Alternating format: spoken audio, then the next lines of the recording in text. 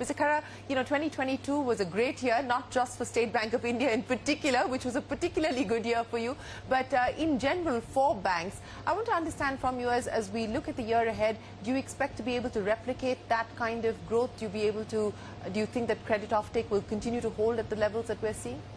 Thank you very much for having us on your show.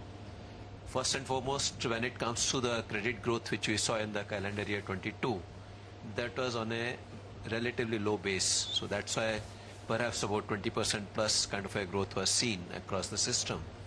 So when it comes to 23, of course, the base has gone up already. And that is one aspect. Then the second aspect is when it comes to the growth of the economy also, we expect that though this year we expect the growth to be around 7% for the financial year 22-23. But going forward, as far the IMF World Bank estimates are also concerned, it will be about 6% and odd. So if at all that is a kind of a situation, perhaps it will taper down a bit. May not be as much as, I would say that from 22% it might come down to somewhere around 14 to 16% kind of a growth.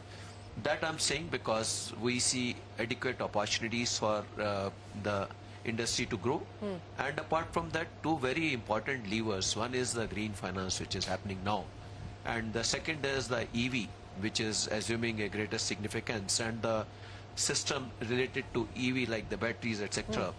All this also assuming greater significance. Consumer lending will continue to grow. Opportunities are emerging even in the agri sector. So we are quite hopeful that we'll get to see 14 to 16% kind of a growth even in the calendar year 23 and also in the financial year 23-24.